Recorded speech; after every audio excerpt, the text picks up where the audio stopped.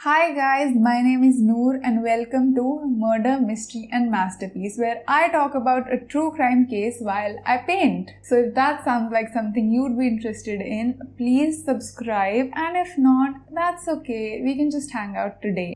और हमारा आज का केस जो है वो आई एम श्योर जो लोग दिल्ली नोएडा एरिया में रहते हैं उन्होंने निठारी हत्याकांड के बारे में तो सुना ही होगा। ये केस जब हुआ था ना, आई रिमेम्बर इसने दिल्ली को झिंझोड़ के रख दिया था।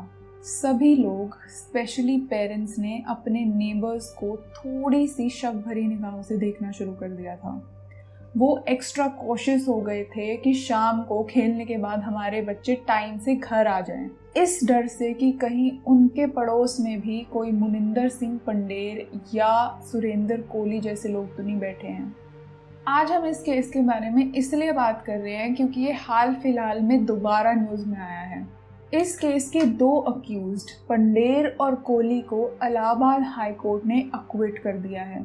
हम सबको याद है, हम सबको अच्छे से पता है कि इस केस के मुजरिम कौन हैं। फिर क्यों कोर्ट ने इन दोनों को अक्विट कर दिया और क्या है पूरी कहानी।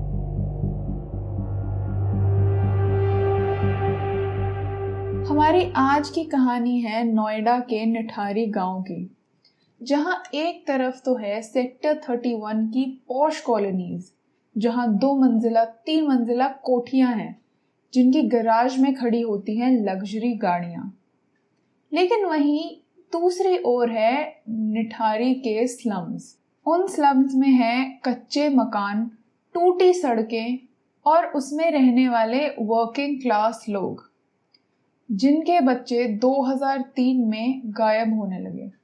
जब इन बच्चों के माँ बाप पुलिस के पास जाते थे मिसिंग पर्सन्स कंप्लेंट लिखवाने, तो पुलिस उनको पुलिस स्टेशन से भगा दिया करती थी, ये कहकर कि तुम्हारे बच्चे तुम्हारी वजह से परेशान होकर कहीं भाग गए होंगे, आ जाएंगे कुछ दिनों में वापस। लेकिन ना ही तो बच्चे वापस आए और ना ही उन परेशान माँ बाप की कोई भी सुनवाई हुई। निठारी के स्लम्स में रहने वाले लोग अंडर प्रिविलेज क्लास से आते थे। वो थे बिहार और वेस्ट बंगाल के माइग्रेंट वर्कर्स, जिनकी सुनवाई हमारे देश में खासकर पुलिस से बहुत कम होती है।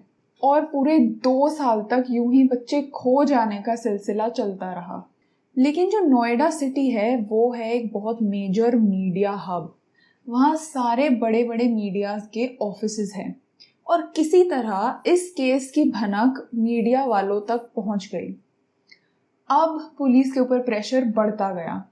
अब उस बढ़ते प्रेशर से सिर्फ डील करने के लिए पुलिस ने हाफ हार्टेड कदम उठाने शुरू करे। पुलिस ने सोचा कि एक तरफ है मिसिंग बच्चे, जिसका सीधा कनेक्शन हो सकता है एक गैंग के साथ जो कि बच्चों को उठाती होगी और या तो उन्हें प्रोस्टिट्यूशन के लिए या फिर बेगिंग की रिंग में डाल देती होगी। इस हंच पे पुलिस ने उस एरिया में काफी सारे ब्रॉथल्स को रेड किया, जहां से उन्होंने 21 बच्चे रेस्क्यू भी किए, लेकिन उनमें से एक भी बच्चा निठारी गांव से मिसिंग बच्चा नहीं था। पुलिस ने अपनी इन्वेस्टिगेशन में एक और चीज नोटिस करी कि जितने भी बच्चे खोए थे वो खोने से पहले एक पर्टिकुलर रोड पर ही नजर आए थे। मीडिया ने उस रोड का नाम ब्लैक होल रख दिया। पुलिस ने वहां काफी दिन पहरा भी किया, लेकिन पुलिस के पहरा करने के बावजूद भी उस रोड पे से 2 बच्चे और गायब हो गए। कुछ दिन बाद उसी एरिया के पास कुछ बच्चे क्रिकेट खेल रहे थे। क्रिकेट खेलते खेलते उनकी बॉल पास से बह रही एक नाली में चली जाती है। तो जैसे ही वो छोटे छोटे बच्चे अपनी बॉल को रिट्रीव करने उस नाली के पास जाते हैं, उनको एक पॉलीथिन बैग नजर आता है। उस पन्नी से एक हाथ जैसा कुछ बाहर निकल रहा था।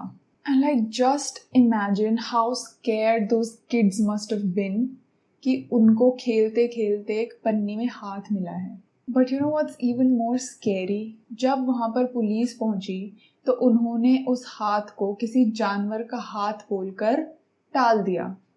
उन्होंने वो पन्नी और वो हाथ फेंक दिया। They threw away the evidence. Police पूरी कोशिश कर रही थी कि ये केस ओवर कॉम्प्लिकेट ना हो, उन्हें इन गरीब बच्चों पे ज़्यादा मेहनत ना करनी पड़े। 7 मई 2006 को निठारी में ही रहने वाले नंदलाल की बेटी पायल को एक कॉल आती है। वो कॉल आई थी सुरेंद्र कोहली की तरफ से। सुरेंद्र कोहली ने पलक को सेक्टर 31 के D7 कोठी में बुलाया। सुरेंद्र कोहली उस बंगले का केयर टेकर था और वो कई बार पहले भी पलक को वहां काम करने के लिए बुला चुका था और इस बात से पलक के पिताजी नंदलाल भी वाकिफ थे, तो उन्होंने बिना कुछ पूछे ताछे अपनी बेटी को वहां काम करने के लिए जाने दिया। पलक ने एक ऑटो पकड़ा और अपने घर से निकल गई। उस कोठी में पहुंचते ही पलक ने ऑटो ड्राइवर को कहा कि तुम यहीं रुको, मैं अंदर से पैसे लेकर आती हूँ। ऑटो वाला काफी देर तक उस कोठी के सामने पलक का इंतजार करता रहा, लेकिन जब पलक बाहर नहीं आई तो उसने उस कोठी की बेल बजाई। बाहर निकलता है सुरेंद्र कोहली। उसने ऑटो वाले को ये बताया कि पलक तो यहाँ से पहले ही जा चुकी है, तो तुम भी यहाँ से चले जाओ। अब ऑटो वाला बोलता है कि मैं तो तब से यहीं बाहर खड़ा हूँ, वो कहीं जाती तो मुझे नजर तो आती। तो इसके जवाब में सुरेंद्र कोहली उसको बोलता है कि वो पिछले दरवाजे से चली गई है। वहीं दूसरी तरफ अब रात हो रही थी और पलक के पिताजी नंदलाल बहुत ज़्यादा परेशान हो रहे थे। उन्होंने भी सुना था कि कैसे बच्चे निठारी से गायब हो जाते हैं। परेशान नंदलाल फौरन उस बंगले पे जाते हैं और वहाँ के मालिक मुनिंदर सिंह पंडेर से पूछते हैं कि मेरी बेटी पलक कहाँ है। पंडेर का जवाब सुनते ही पलक के पिताजी का डर और भी ज़्यादा बढ़ जाता है। पंडेर उनको बोलता है कि पलक? कौन पलक? मैं किसी पलक को नहीं जानता। मुनिंदर सिंह पंडेर उस कोठी का मालिक था और चंडीगढ़ का बहुत बड़ा बिजनेसमैन था। नंदलाल मुनिंदर से ज़्यादा पूछताछ नहीं कर सकता था, इसके बावजूद कि वो जानता था कि वो झूठ बोल रहा है, क्योंकि उसके खुद के सामने ही उसने पलक को कई बार उसकी कोठी में काम करते भेजा था। अब नंदलाल अगले दिन गए पुलिस के पास और पुलिस ने उनको भी भगा दिया, ये बोलकर कि तुम्हारी जवान बेटी है, किसी आदमी के साथ भाग गई होगी। आप इमेजिन कर सकते हैं वो बाप जिसकी बेटी लापता है और वो लोग जो उनकी हिफाजत करने के लिए हैं वो उनको ऐसा गंदा जवाब देते हैं खुद के बच्चे के बारे में। नंदलाल पुलिस से परेशान होकर सीधा गए एसएसपी के पास और वहां जाकर रिक्वेस्ट की। अब पुलिस ने उनका केस फाइनली दर्ज किया। इन्वेस्टिगेशन शुरू करते ही पुलिस को पायल के फोन रिकॉर्ड से उसकी लास्ट लोकेशन उसी कोठी की मिली और उसके फोन पे लास्ट कॉल भी सुरेंद्र कोहली की ही थी। सुरेंद्र कोहली को पुलिस ने अरेस्ट तो कर लिया, लेकिन इससे पहले कि वो उससे कोई भी पूछताछ कर पाते, उसको मुनिंदर कोहली ने बेल दिलवा दी। इट वॉज रिपोर्टेड कि जो पंडेर था उसके पुलिस के साथ बहुत अच्छे रिश्ते थे, जिनकी वजह से उसको कोहली को बेल दिलवाने में ज़्यादा मुश्किलें नहीं हुई। इट वॉज ऑल्सो रिपोर्टेड कि ये जो बंगला था यहाँ पे पंडेर सिर्फ कभी कभी ही आया करता था, क्योंकि उसकी फैमिली यहाँ नहीं रहती थी, तो वो यहाँ पर अपनी फैमिली से दूर कॉल गर्ल्स के साथ टाइम स्पेंड करने आता था। सो एनीवे, बेल से और पुलिस की लीनियंसी से परेशान होकर नंदलाल जी सीधा गए कोर्ट के पास। अब कोर्ट के ऑर्डर के बाद पुलिस के पास और कोई चारा नहीं बचा था, उनको इस केस को सीरियसली लेना ही पड़ा। पुलिस ने अपनी इन्वेस्टिगेशन शुरू करी और पाया कि वो जो ड्रेन जहां पहले हाथ मिला था वो पंडेर के बंगले के बिल्कुल पीछे की तरफ है। उन्होंने जब वहाँ पे और ज़्यादा इन्वेस्टिगेशन की, ढूंढा ढांडी करी, तो वहाँ से उनको और भी ज़्यादा प्लास्टिक बैग्स मिले जो कि भरे हुए थे कंकालों से। फाइनली 29 दिसंबर 2006 में पंडेर और कोहली को दोनों को अरेस्ट कर लिया गया, लेकिन अभी भी पंडेर और कोहली के खिलाफ पुलिस को कोई ठोस एविडेंस नहीं मिला था, क्योंकि ये कंकाल मिलना पंडेर के घर के पीछे से। दिस डज नॉट प्रूव कि ये सारे मर्डर्स पंडेर या कोहली या इन दोनों ने मिलकर ही करे हैं। और अब तक ये न्यूज़ पूरे देश में फैल चुकी थी और यूपी सरकार पे प्रेशर बढ़ता ही जा रहा था। 11 जनवरी 2007 से ये केस नोएडा पुलिस से सीबीआई को ट्रांसफ़र कर दिया गया। सीबीआई की 60 दिन की पुलिस कस्टडी के बाद कोली फाइनली कन्फेस्ड। उसने एकदम डिटेल्ड अकाउंट दिया कि कैसे उसने इन बच्चों की हत्या की थी। And this confession is absolutely chilling. Koli एक हैवान से कम नहीं था। कोली ने कोर्ट को बताया कि उसने बहला फुसला के इन विक्टिम्स को अपने मालिक पंडेर के घर बुलाया था।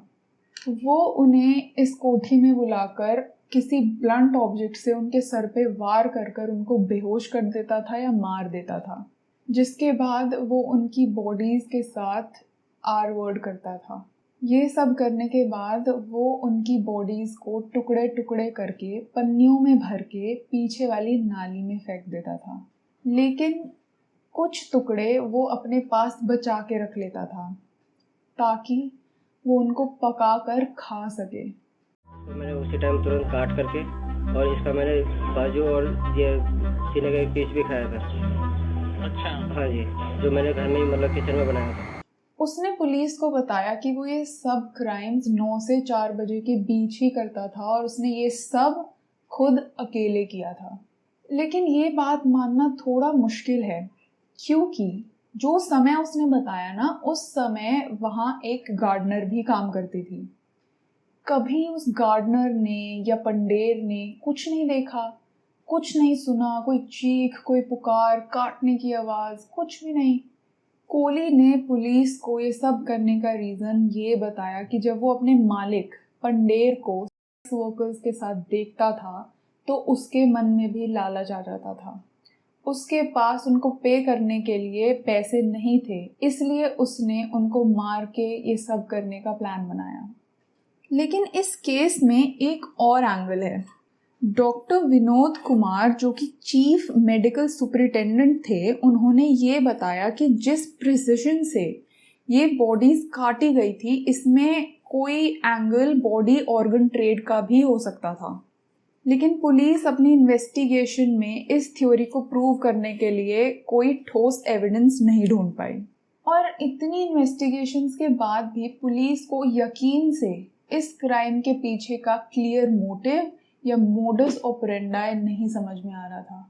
अब विक्टिम्स इतने सारे थे जिनके अलग अलग केसेस चल रहे थे कोर्ट में।